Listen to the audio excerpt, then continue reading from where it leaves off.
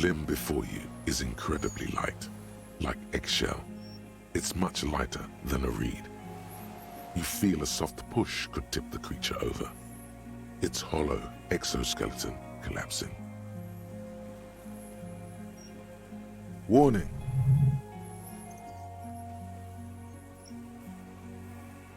A small shudder passes the creature's arm. High above you, its black pearl eyes still glisten, mesmerized by the light passing its nervous system. The antennae hang from a great height. With your hand shaking, you barely touch the tip of the left whisker. On contact, the chitin curls into a spiral, like the tip of a poison ivy. Its touch on your fingertip feels cold, ticklish. The sensation is electrifying, resounding through your body. It is surprisingly delicate, the curly end of the whisker, like a young vine. It's even a bit wet. Looks like someone's got hurt in a fight. This antennae is much smaller than the other one. Be careful, detective. It's moving. Feels like nothing. The arthropod in front of you stays frozen. It tastes like sugar, very faint. The arthropod towers above you, tufts of reeds pointing from limb and head alike. Odorless, mostly comprised of water. Another shudder pulses through the creature's limbs. It jolts back to life, like a record continuing where it left off, in a swaying, praying motion. Even the small black pearls of its eyes do not stray from you. No reply. A total ancient silence comes from its mouth, along with what appears to be some kind of foam. The stridulations of its limbs continue all around you. You were right. Little bubbles form on the mouth parts of the creature, on its segmented lower lip. It looks to be foaming slowly. The foam is white, then yellowish. Careful. It may be poisonous. The foam slowly turns a darker shade, like burnt caramel, as the insect moves its mouth parts, masticating. The little bubbles begin to burst, one by one.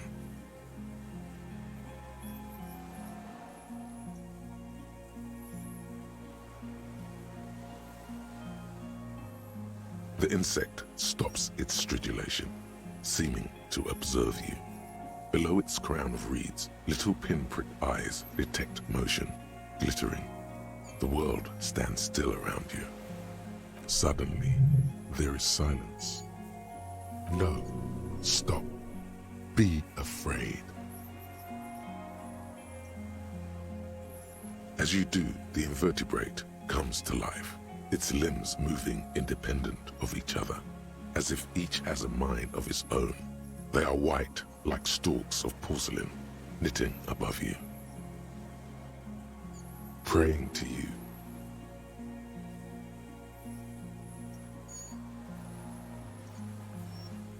Sets of complex eyes follow you, droplets of dew on either side of the head.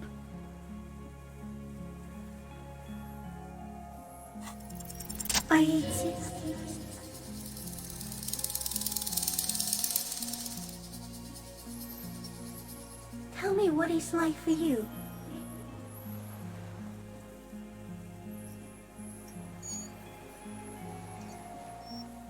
Yes, holy is the Lord of hosts, and all the earth is filled with his glory. Now, I will tell you what it's like for me. For me, it is a series of half-lit images, a kind of darkness, being intruded upon, transient, dim, moist. No, you're awake. I am real. Light is is real. I am an unknown species of the order Phantasmadia, endemic to the Insulindian Insula. For the last 350 years, I have hidden in plain sight, masquerading as the reeds, molting, cloning myself, unfolding at night to play with trash bins and boys.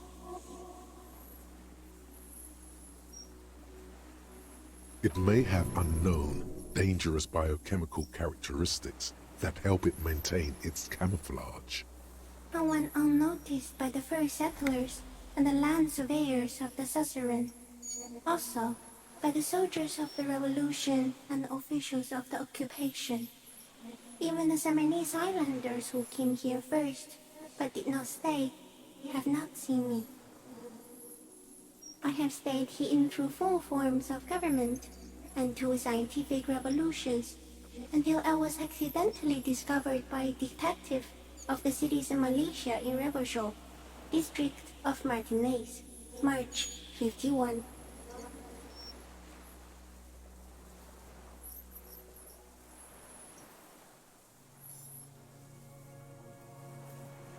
Shapes of plants and animals, and internal sensations, a swarm of sounds, tiny vibrations on the inside of my forearms, all speak of complexities totally beyond my understanding. I am at the end of a narrow funnel, weightless, so light, it only feels like something to be me.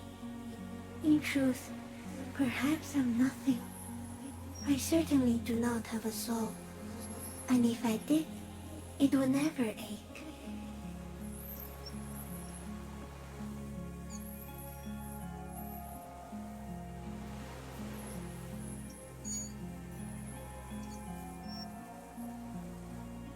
Are you sure? Sometimes, when molting, I will grow a lost limb. One time something went wrong, and a small leg replaced the missing antenna.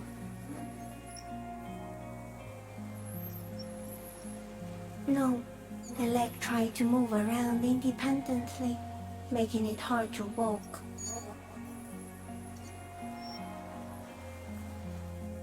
Yes, thankfully someone ate it. The next time I molded, I grew an antenna again. This would explain its antenna being smaller.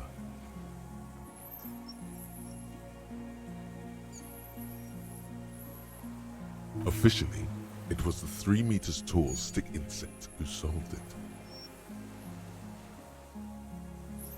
Yes, I am lucky. It is nothing compared to the horror that is you, with all of creation reflected in your forebrain. A nerve mirror of horrifying fidelity, constant, never-ending damnation. So am I. I was born to detect sucrose rewards and semiochemicals. What were you born to detect?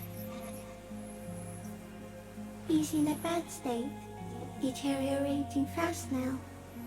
He thinks I am beneficial to him, but I am not. I only quicken his deterioration. Very slowly, and only because he won't go away. It is meant to keep them from noticing me, to interfere with the pictures in their heads. But he has looked at me for too long, and I am destroying him.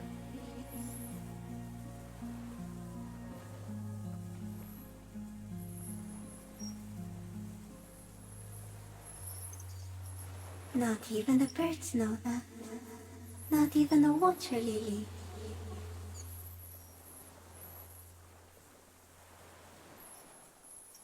I think we should eat it. If it's a leaf, you can put it in your mouth. Or read. Yum yum. Wait, so...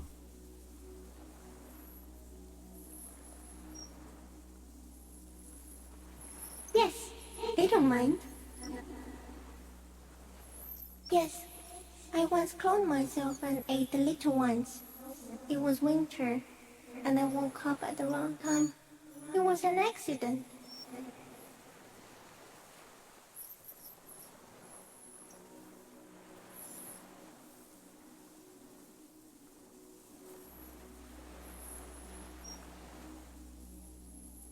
Yes, I do not have a starter display, so I use a neurodegenerative element to aid in camouflage. Do not worry. It is only destructive over long periods of time. The deserter.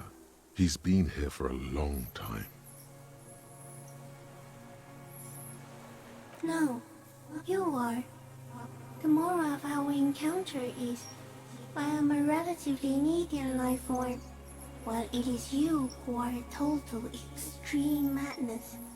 A volatile simian nerve system ominously new to the planet. The Pale too came with you. No one remembers it before you. The Nidarians do not.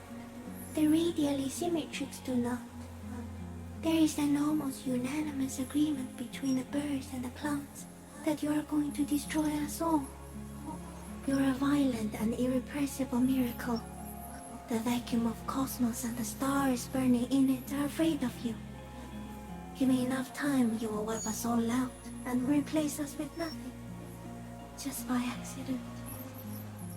We suspect it will be something like the oxygen holocaust that wiped out anaerobic life 2.6 billion years ago, when organisms first started breathing. Only much worse. Instead of air, you exhale thoughts. There are no trees that eat thoughts.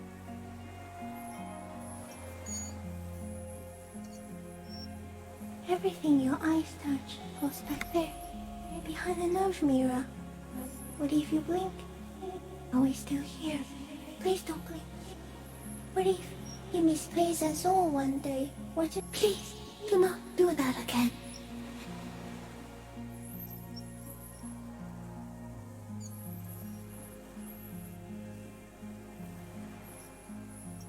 No, you're only thinking it now. This is a revelation. Simian Butcher. Soon, one of you will close your eyes and open them to see that none of this ever existed.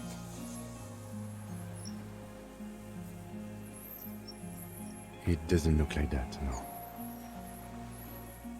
You're just staring at it.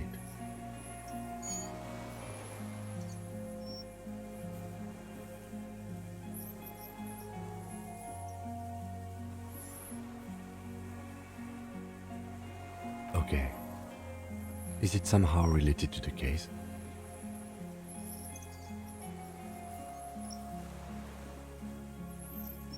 I think you should back away from the unstudied species now.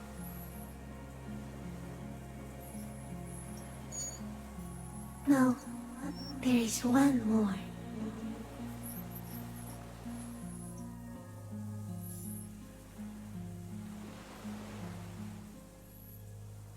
Thank you. I also have one more thing to say to you before you go. That woman, turn from the ruin. Turn and go forward. Forever show.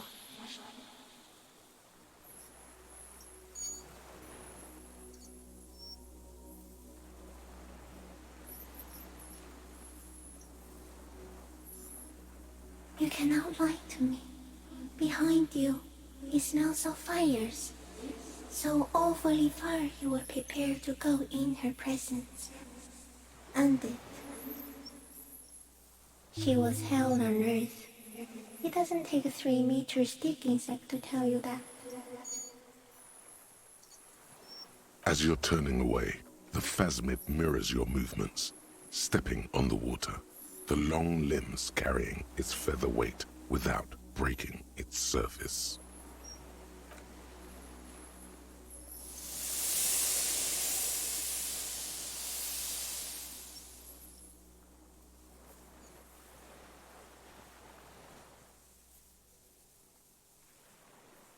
And just like that, it's gone, skating away across the sea's calm mirror like a skipping stone, leaving nothing but circles on the water, and something under it.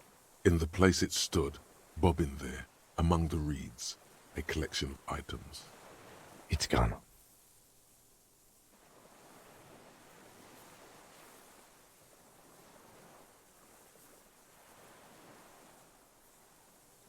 Looks like a nest of some sort. We should have a look. Apparently, yes, like a water strider. Only, I've never seen anything like that in my life. What now? In some kind of strange, semi-catatonic state. Our suspect is not looking so good. We need to check on him.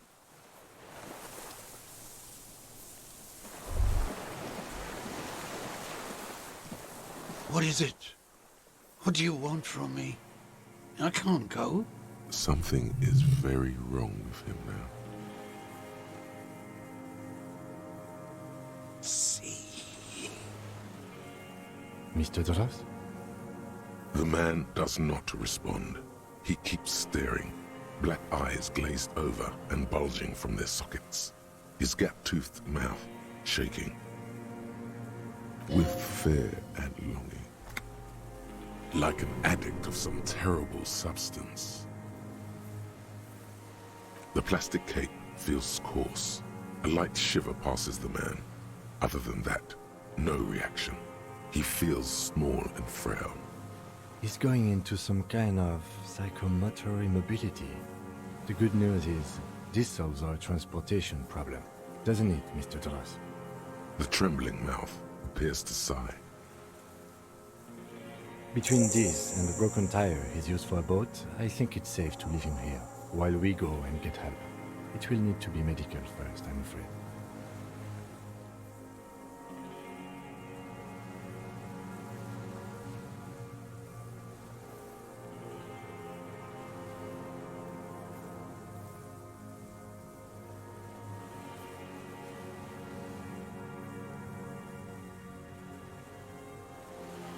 Old age and shock.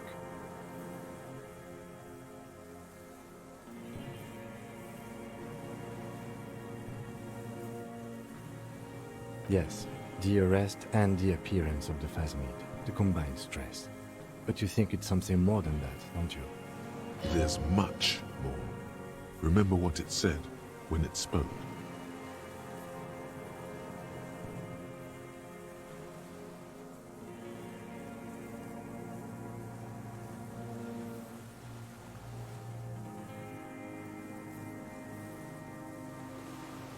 That could be part of the shock.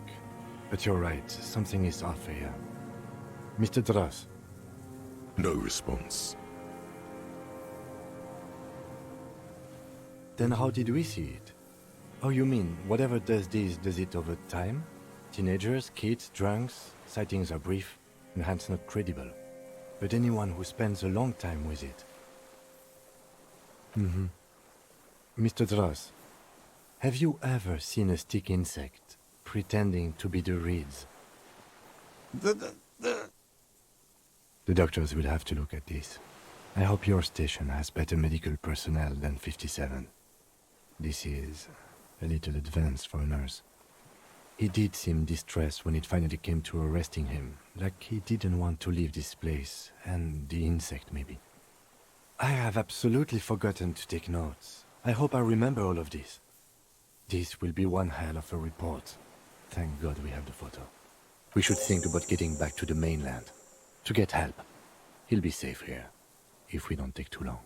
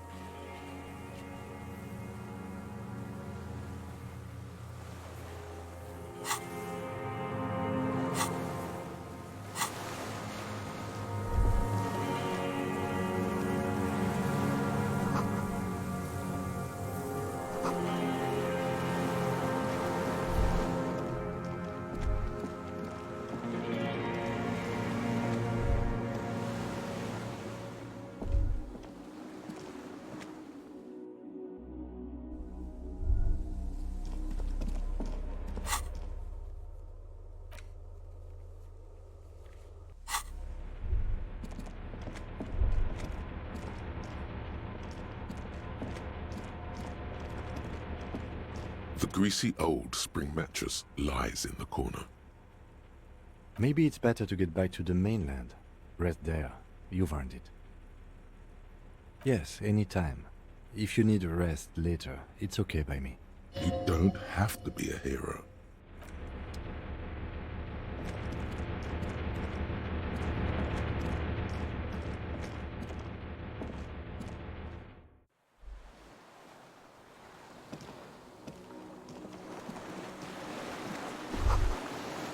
ICN? This feels familiar somehow.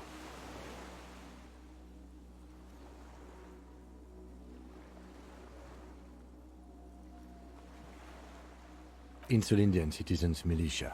It's the official name of the Communards Army. The Black and White Army. Sounds an awful lot like.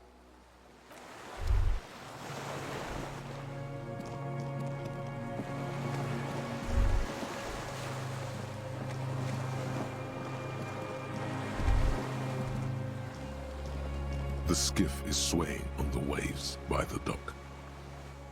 Let's. We are done here. The skiff rocks gently under your weight as you get in. The ride back is uneventful and quiet. But for the sound of conversation on the water, there is someone inland waiting for you. Two men and a woman stand on the concrete square of a nameless village, looking at a small yellow boat as it draws closer. The sea is calm. You reach the jetty and climb out of the skiff.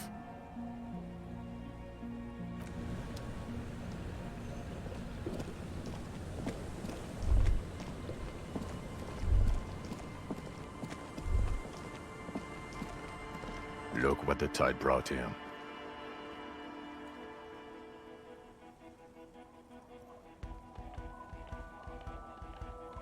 What is that? Phone AC? What's with all the performance gear? Are you back in high school? Whatever this is, it is completely unimportant compared to what you've just seen.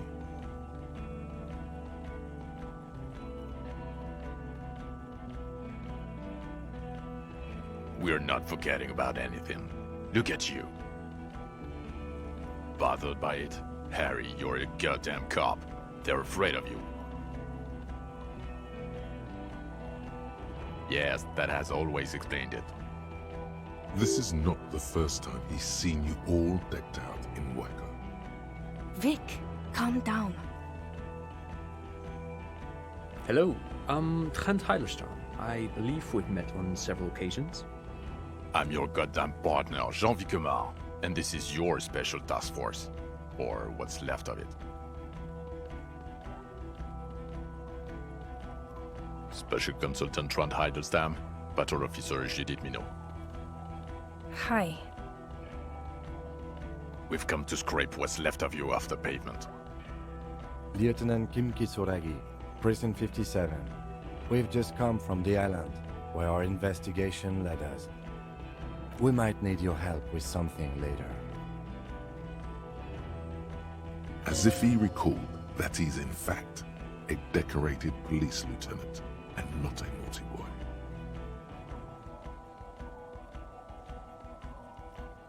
But this is clearly a departmental matter, so I'm going to leave you to discuss it among yourselves.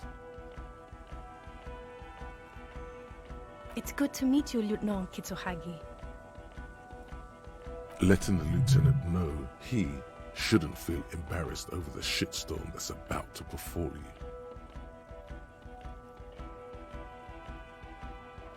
Ari, we want to help you.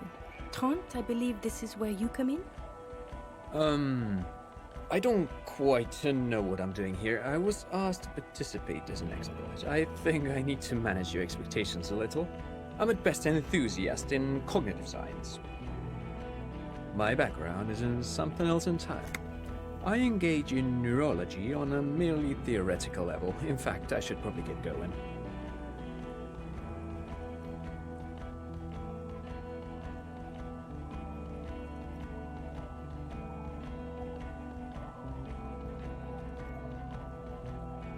No, Trent, it's too late. You're part of this shit now. What have you got to say for yourself, shit kid? What does he have to say for himself? He left you to catch the bullets. Shit, kid. What an interesting moniker.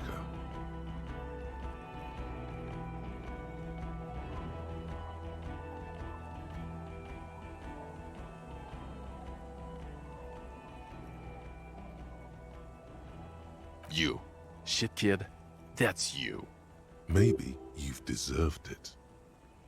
The cafeteria manager you fucked over told us where you went.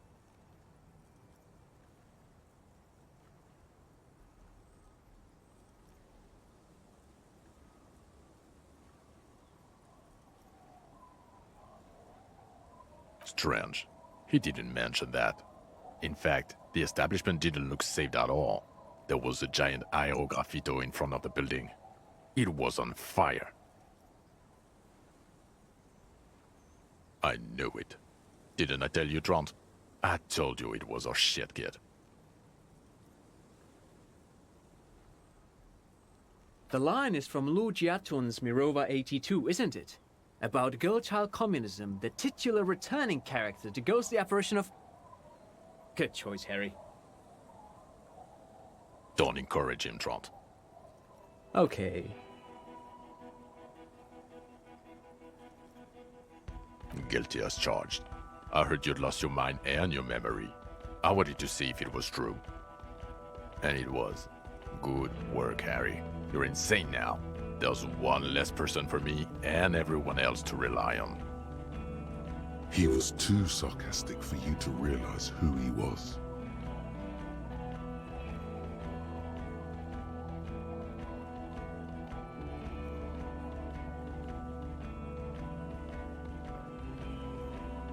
I'm clinically depressed, Harry. Sorry if I wasn't in the mood to batter you up after you told us to fuck off.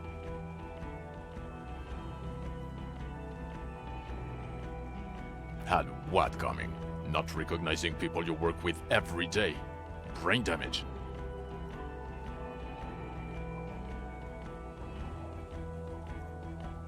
Lieutenant, my name is not Horse-Faced Woman. It's Judith Minot. I was assigned to your unit 2 months ago. I thought we were friends.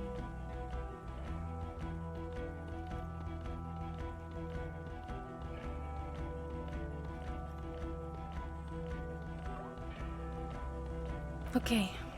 Because you're my commanding officer, I really want to respect you. I want us to have a normal relationship.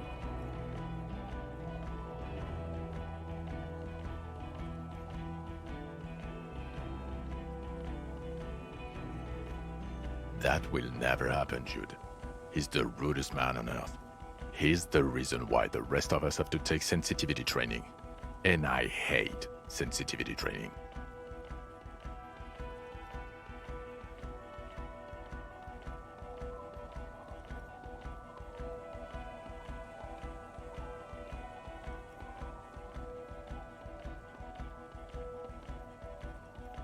God damn it, Harry. You told us to fuck off. You said we're cramping your style. Your detective god. Fuck everything. All we burn. Detect or die.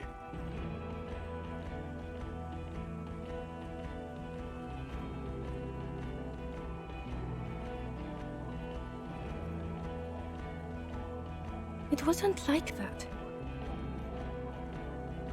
Fuck you, Harry. We didn't know there was gonna be a tribunal, did we?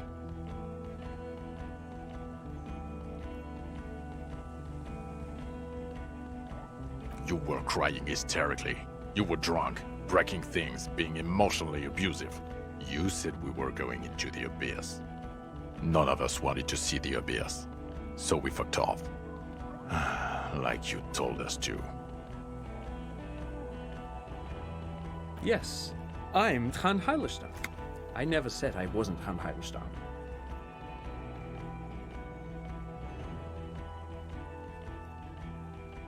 What indeed? I was asked to share my take on some of the more obscure theories developed in Königstein in the 30s, like partial psychotraumatic amnesia, group personality theory.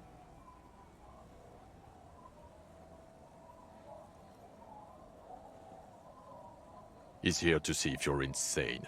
He is smart. Let's move on.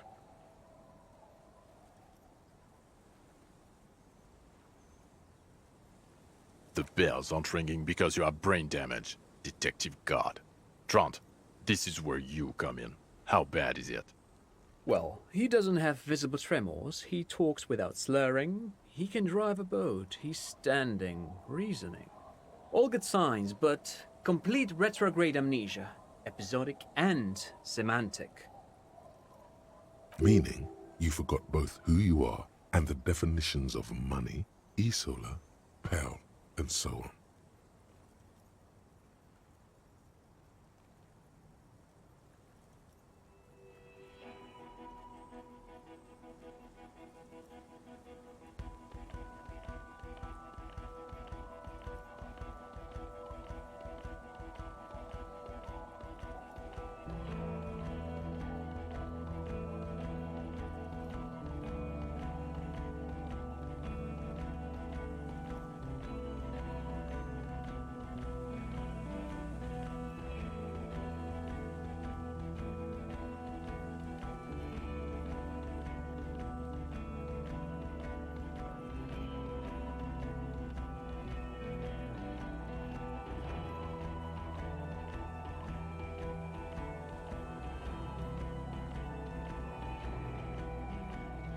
As displayed in the station call, our interactions with him, and I don't want to be a snitch, but also mine with him before when Harry did not seem to know who I was. It's all very interesting. Interesting? Yes, interesting. I have my theories, but I would like to hear Harry's thoughts first. Harry, what do you think happened to you? Neurologically, psychologically, and why not socioeconomically?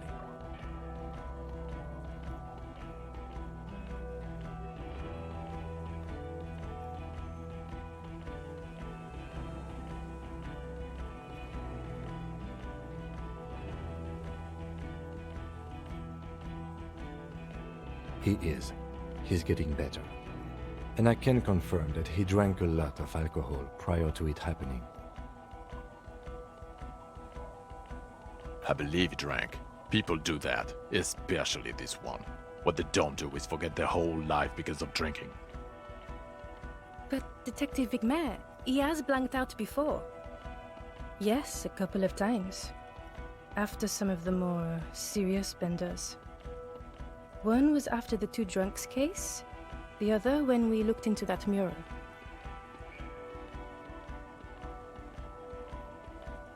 The two cases in your ledger, the unsolvable case and the Next World mural, those were recent. Those cases were hard on you. Interesting. So at first he dipped his toes into it, prepared. That's where he would have gotten the idea, yes. Practice. And then he used alcohol to get there, so to speak.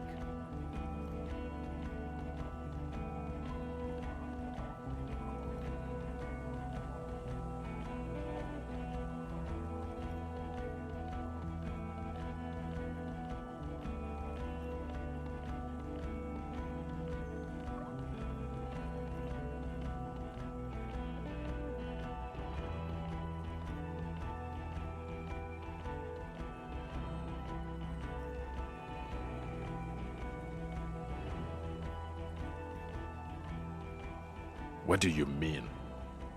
Well, here's my theory. What if this is an absolutely normal reaction to the world we're living in? What if this is not a significant anomaly at all? Something to be explained, approached as a defect? Look at the sensory input here. Look at the ruins, the neon. Listen to the radio, the multitudes, the people. Live here for 40 years. As a police detective, he's like a magnetic reader on the world tape, to borrow a known metaphor. Harry's been pushed flat against it. Total input. Hardwired to the free market. He just needed for its end. Okay, Trent, thank you. That's absolutely meaningless. I'm glad we brought you. Will he or will he not be able to work in a major crimes unit? Is he a crétin now? I want to know that. He's not a cretin, and he is able to do work. If not in his previous leadership role, then as a line detective.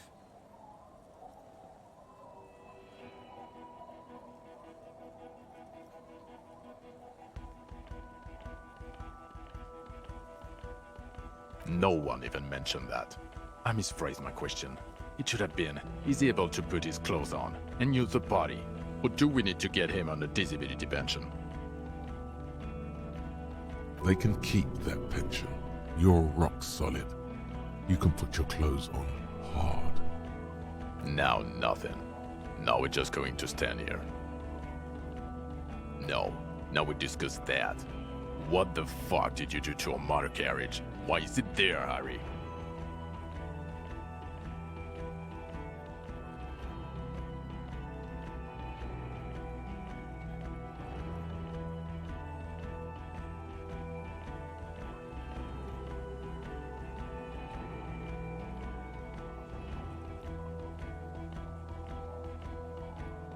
Ah, so refreshing. He just admits it.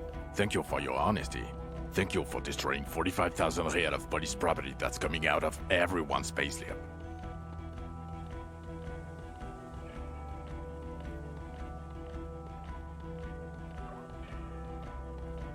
It doesn't matter.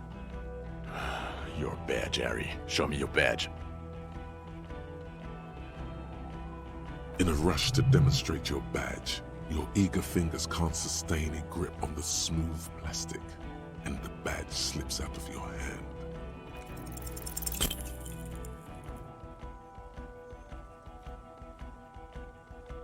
You juggle the badge for a second, unsuccessfully, and it lands on the ground, some 2 meters away. Ouch! You strained your elbow trying to catch that stupid thing. Damn it. He found it. He found it, Jean. It's his badge. And your gun? As if having your badge and gun are natural states, not achievements.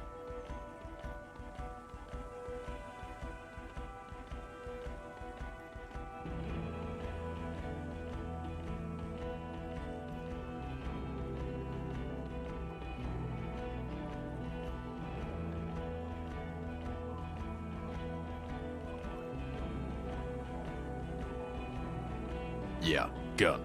The thing that was given to you to kill people.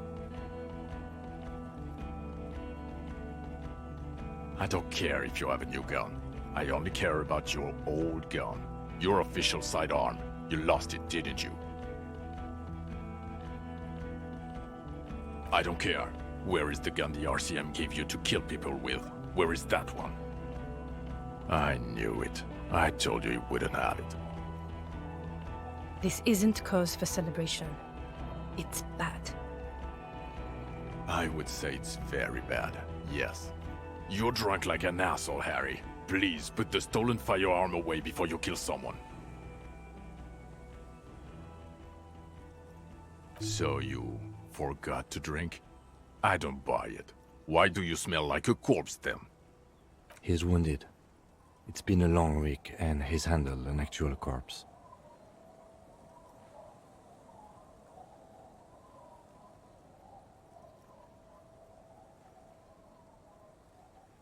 A bit of a week? You're drunk, and you let a suspect escape, a certain Clasier, because you were too drunk to assess a flight risk.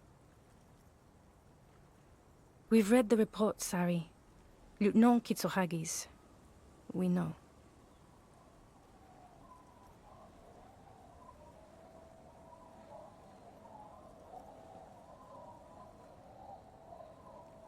Oh, well, if she was nice.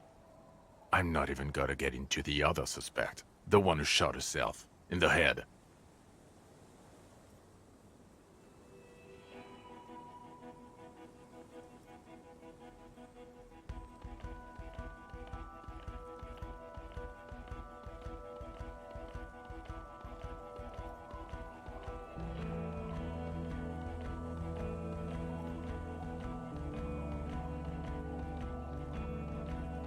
Or the fact that you're Everett Claire's little peony now. doing I don't know what for him. That's small-time stuff. That's nothing. That's a humorous anecdote. Compared to the 7 people who were gunned down, the streets are literally red with blood, Harry. It was fucking mass murder. He did everything he could. We did everything we could. The company hired unvetted mercenaries. Lieutenant Dubois got between them and the locals. He did so at considerable risk to his own life. He was shot, not once, but twice. We stopped an execution, not a negotiation. The loss of life was minimal compared to what it could have been.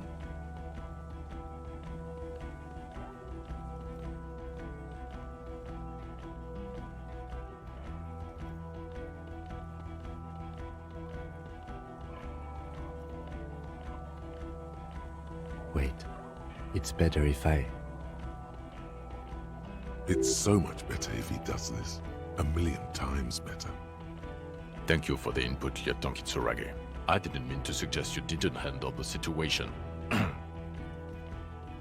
You've spent the week with him on this case. What is your take? On the case? On Lieutenant Geoffrey Dubois.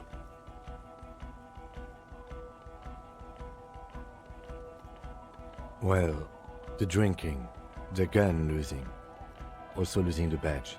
That's all true. Although he has not been drinking on the job this week.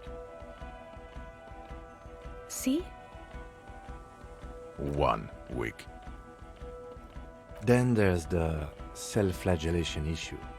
He likes to apologize, profusely, making it sound like he's guilty of at least first-degree murder. It's not a good communication strategy for an officer. It's worrying, especially in light of his political views. Detective Dubois is, as you may know, a fascist, a far-right woman hater, and of course, also into race stuff, which, for a police officer, not good. And then there's the motor carriage in the sea, and the constant smoking everywhere, all the time. But despite all this, he is a great detective, one of the best I have seen, in fact.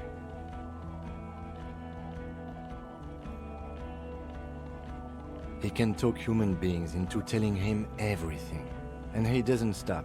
In all the time I've spent with him, he has not once stopped pursuing leads, however far-fetched and tangential.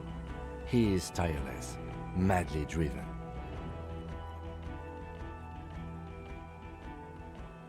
And he solved it, near perfectly.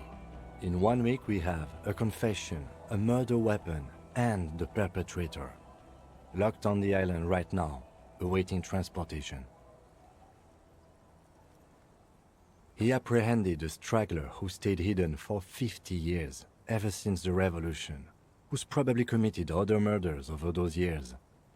Oh, and he also discovered a new species. A new species? A colossal stick insect. It was on the island, camouflaged as the reeds. It unfolded from the reeds. I think we may be dealing with the Insulindian phasmid. He takes out the photo of the phasmid and shows it to the officers across the yard. The wind blows, flapping the glossy rectangle in his hand. You hear gasps beneath the howling of the wind. As you can see, it's about 3 meters tall. In fact, we think it may be the largest land invertebrate ever discovered.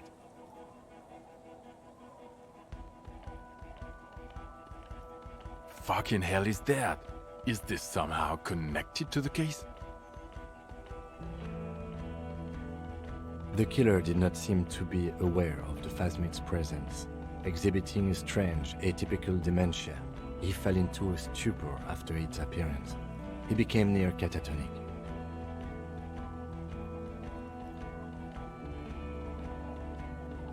So it is connected.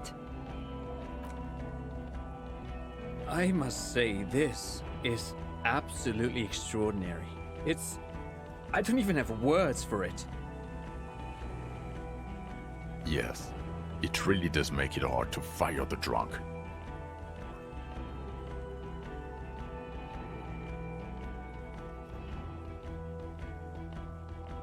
This is a very, very sad man who has just seen something that's made him forget his sadness. Now you make your case. Now is the time. Now or never.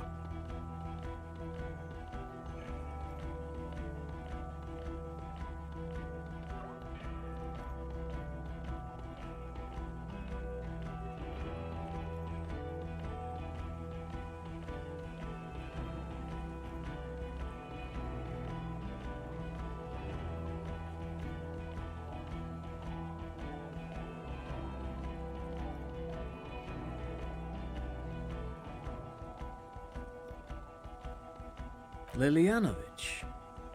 A revolutionary matronym.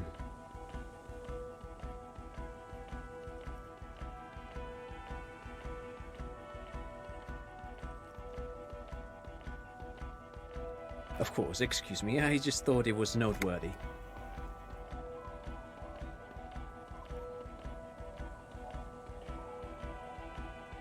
Jealousy. I thought this Lilianovich was an old man. To have been hiding for 50 years. Like 70-something.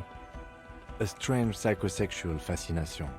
The result of spending all this time in solitude on the islands of this bay. And trauma too. He himself gave a political reason. In his mind, he had killed an enemy combatant. Also, we have a sniper's nest with full view of the room in which the mercenary died, right on the island, and 2 officers on the scene that Mr. Dross confessed to. It's a clean win. Oh, it's way more than that.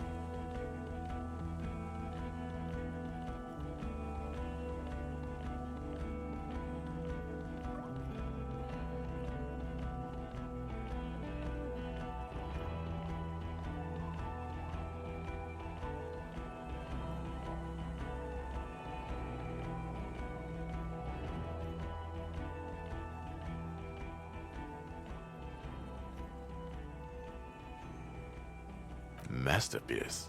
Get over yourself, Harry. I can still smell the booze on the wind. God damn it.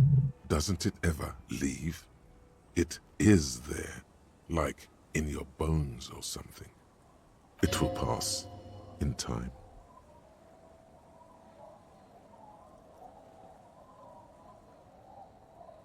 Yes. Fallen through a gap in a boardwalk. Drunk. The body was transported to Precinct 41, our morgue. I had Tilbrook and Mullins take care of funeral arrangements and family stuff. You're not the only cop in the world, Harry. This all comes back to us. Still, good work with the missing person, Detective. It's still a point for you. No denying it. I don't know what a doomed commercial area is. Why? That's not what you were supposed to do here. There was a fridge we needed and a possible witness. He was just chasing a lead and ended up advising a local shopkeeper. It was okay. Of course. Call it community outreach, right? Dodged the bullet there. For a moment it seemed like you were just wasting time.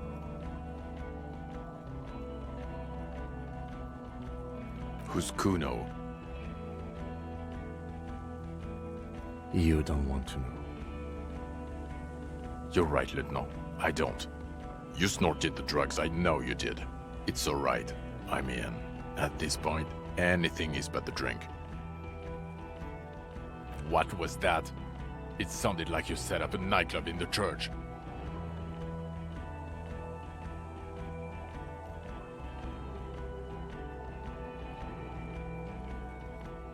That's great. Entrepreneurship is a great new career for you. After police officer. I don't care. Go live in the Pale. 4 kids were living in a tent on the ice. They were going to drown when it melted.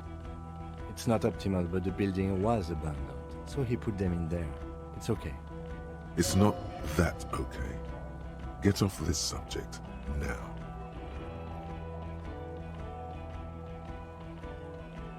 I don't want to, but you discovered a new species and solved the murder. So I have to, Jude. Anything that ends the trial is okay with me. Agreed. The public relations potential of this is too valuable to let go. Okay. We have vehicles in the square, and the perpetrator needs to be taken into custody. Let's go. Now you will finally get to know who you are. The man looks westward, impatiently, jingling his car keys in his pocket.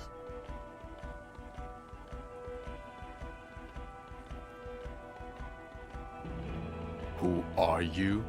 You're a gym teacher, Harry. Well, obviously you're not a gym teacher anymore, but...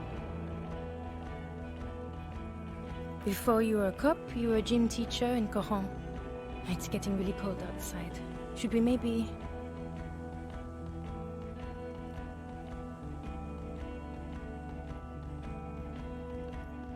Harry, it explains everything.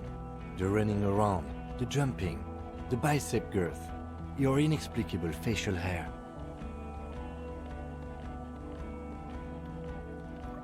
Some of your more old-school social views. A lot of your interaction with Kuno. Also, this guy.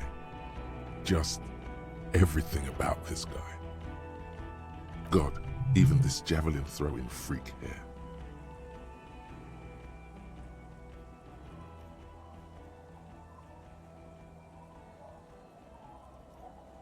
The regular. You found some chick. She inspired you to fight the big fight. Be more than you are. All that. You, every morning, walking from Voyager Road to teach gym. She, leaving for the academy with her spring coat on. The air filled with the smell of smoke and raspberries and incredible hope. An ocean full of hope.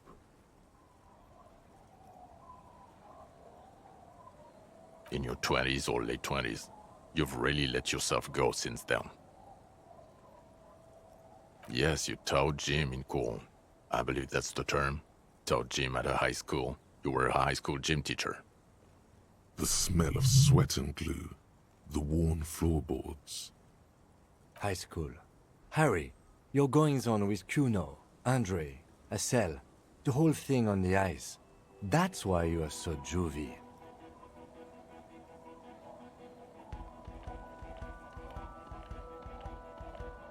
His smirk suggests barely contained laughter. I knew it. I knew no normal human being can run like that. He's an honest-to-God gym teacher. It's not a mystery. Some chick fucked you over. Also, you were drunk. You really went with it too. Really maximized the damage. Dora something. Dora England. Yeah, you mentioned her name. Not Dora Dubois.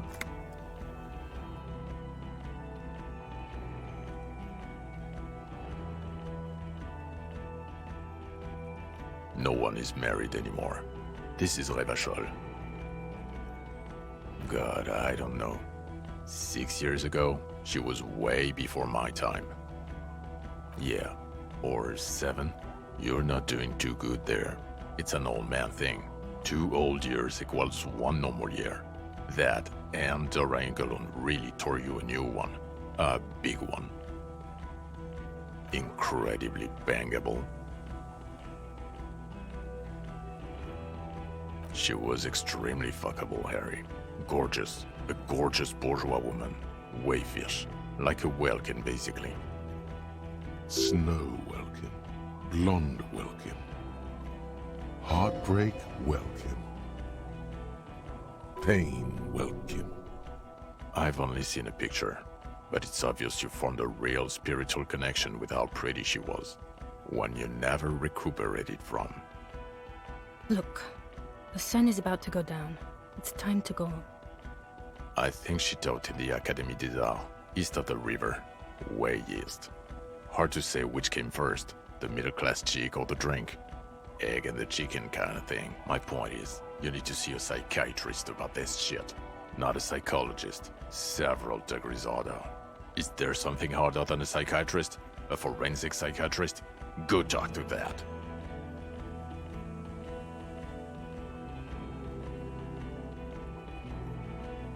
Who is Lena?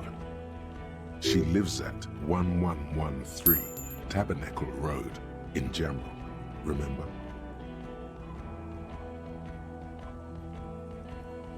Tabernacle? It's on the way over. Near where you live on Perdition. Fine, if we're gonna drop you off anyway. She and her husband were conducting the search for the Phasmid. It's their discovery, in part. They should know as soon as possible. It would do you good to deliver some positive news for a change.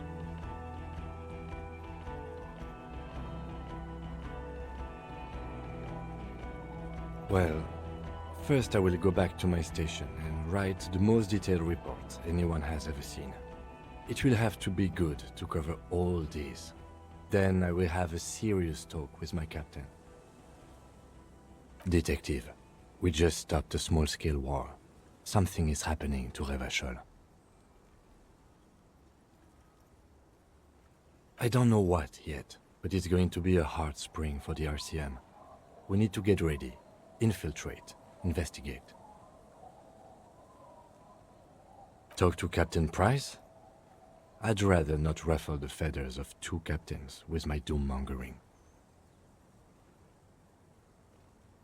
Work with Price? I'm flattered, but I don't know if I... Would fit in, and crazy enough, can take the stress. He doesn't know how to finish the sentence. This truly came as a surprise to him. Not a bad one, but he's at a loss.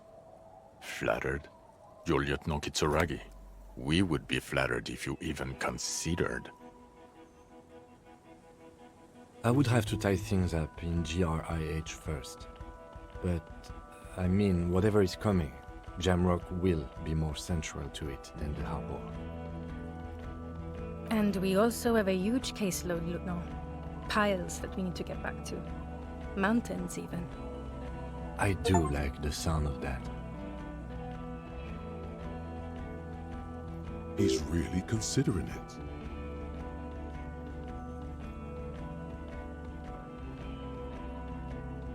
Good. Fuck it, let's go. Tron brought his motor carriage. It's a 20-minute drive to Jamrock. Under the afternoon sky, the great district hums. A chessboard of wooden houses, 80,000 living souls, and chimney stacks. Fire traps as far as the eye can see. From Main Street to Precinct 41, to Boogie Street, forking into the snow-swept horizon. You close your eyes and hear the dogs bark. A lone woman sits by a factory window, dreaming of meteorite strikes. On Rue de Saint-Jérôme, a square bullet slides into a square-shaped chamber. In Old South, a man without eyelids smiles. Spring has come. It's time. Dawson? Yes. McLean? Yes. Heidelstam? No. Vicmair? Yes. Dubois? Of course.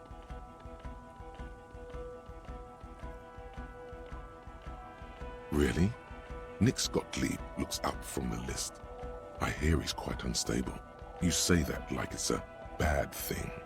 Captain Ptolemy Price gestures with a ballpoint pen. It's dim in his office, and the curtains are drawn. Harry's our man. He'll pull through, and when he does, he'll side with Revachol. Understood. Gottlieb returns to the list. Minot? Of course. Wonderful. Then can we please just go back to Jamrock now?